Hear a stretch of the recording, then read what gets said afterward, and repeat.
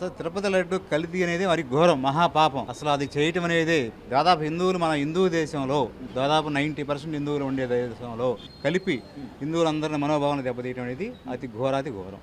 వాళ్ళు చేసిన మహాపాపం. వాళ్ళు దానికి పైగా వాళ్ళు సమర్థించుకుంటూ వాళ్ళ సాక్షి పేపర్లు ఎన్ని చేయటం ఇంకా ఘోరం. అయినా ఇప్పటికి కూడా పశ్చాత్తాపం లేకుండా ఇంకా కూడా చేస్తున్నారు వాళ్ళు. అది నిజంగా ప్రజలు కానీ వీళ్ళు కానీ క్షమించడం నేరం. వాళ్ళు ఆ నాయకులకి మెప్పు కోసం వీళ్ళు ఈ విధంగా మాట్లాడుతున్నారు. ఆ నాయకుల మెప్పు కోసం, రేపు పదవుల కోసం తప్ప వాళ్ళ పశ్చాత్తాపం కానీ ఏమి లేదు. వాళ్ళు ఇంకా ఆ భ్రమలో ఉన్నారు. మా ఓట్లు మాకు ఉండవు అని చెప్పి ఆ భ్రమలో ఉన్నారు. మా ఓటు మాకు బ్యాంక్ ఉందా, మేము గెలిస్తే ఈసారి ఇంకా చేయాలి, పాపాలు చేస్తారు. అది ఇంకా వాళ్ళు చేయాల్సింది చేస్తూనే ఉన్నారు. అది జనాలు ఏమనుకుంటున్నారు ఏంటనేది వాళ్ళకి అనవసరం. ఒకవైపు వీళ్ళు ఇన్ని ఆర్థిక ఇబ్బందుల్లో కూడా సంక్షేమ పథకాలు కొనసాగిస్తూ జనాలకు అందుబాటులో ఉండాలి అనుకుంటుంటే, మేము వస్తే ఒక్కొక్కటి సంగతి తెలుస్తాం, రక్తాభిషేకాలే లేకపోతే రప్ప అది తప్పండి. అది ఇప్పుడు నువ్వు ఏదైనా ఉంటే ప్రజలకి వాళ్ళు చేసే తప్పు అని చెప్పు, నువ్వేం చేస్తావని చెప్పేసి ఓట్లకి వెళ్ళు, గెలిస్తే నువ్వు సంక్షేమం చేయి. అంతేగాని వాళ్ళ చంపుతాం అనేది చాలా ఘోరం, తప్పది. అసలు రాజకీయాల్లో ఇవన్నీ పనికిరావు. వార్నింగ్ల వల్ల మనకి పరిశ్రమలు పెట్టుబడులు రావు, అసలు రావు. ఉండకుండా పోయినాయి కదా, వాళ్ళు వచ్చినప్పుడు అన్నీ పోయినాయి కదా. ఇప్పుడు ఇన్ని తీసుకురావడం కోసం ఎంత కష్టపడాల్సి వచ్చింది. అంత కష్టపడి మళ్ళీ అందరినీ చేసుకొని తీసుకొస్తున్నారు. మళ్ళీ ఇన్ని ఈ విధంగా వేపడుతుంటే కొంచెం అటు ఇటుగా ఉన్న వాళ్ళు రారు కదా. మరి మన యువతకి ఉద్యోగాలు రావాలంటే వాళ్ళందరూ వస్తేనే కదా ఉద్యోగాలు రావాలి. కాబట్టి అట్లాంటివి అనేది చాలా తప్పు. రఫ్ అనడం, బెదిరించడం అనేది చాలా తప్పు. సో లోకేష్ గారి పనితీరు చాలా అద్భుతంగా ఉందండి.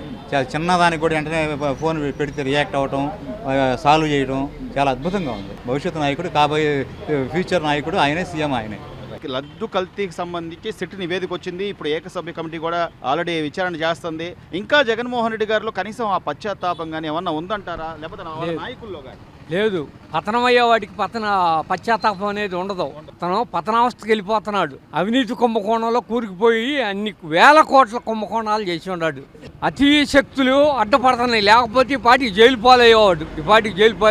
తిరుపతి వెంకటేశ్వర స్వామికి వాళ్ళ నాన్న అపరాధం చేశాడు. వాళ్ళ నాన్న చేసి బట్టి శిక్ష అనుభవించి వెళ్ళిపోయాడు. ఇతను కూడా శిక్ష అనుభవిస్తాడు. తిరుపతి లడ్డు వ్యవహారంలో, నేతి కల్తీ వ్యవహారంలో సుబ్బారెడ్డే ఒప్పుకున్నాడు. బొమ్మన కరుణాకర్ ఆడు తప్పుడు, నా కొడుకు తప్పుడు మాటలు మాట్లాడుతున్నాడు. హిందూ దేవాలయాన్ని జగన్ ఆదాయ వనరుగా చూసి దాని మీద శాలువాల మీద కమిషన్లో, దుప్పట్ల మీద కమిషన్లో, లడ్డు మీద నేతిలో కమిషన్లో, ఎన్ని కమిషన్లతోనే అతను బతుకంతా తాగిచ్చాడు. ఈ 5 ఏళ్ల పరిపాలన అంతా అట్టాగే తాగిచ్చాడు. అతను హిందూ మతానికి వ్యతిరేకి.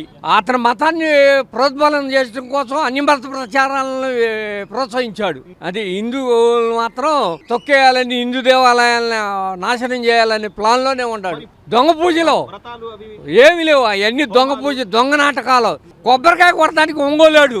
రాయి పైకి బట్టి ఒంగోలు బైక్ పెట్టుకుంటే అతను కొబ్బరికాయ కొట్టే తత్వం అతనిది. అదేదో వాళ్ళ నాన్న వారసత్వంతో వస్తాడు, చేస్తాడు, ప్రజలకు చేస్తాడని ఓట్లు వేసారు, ఒకసారి చూశారు. ఇక జన్మలో చూడరు.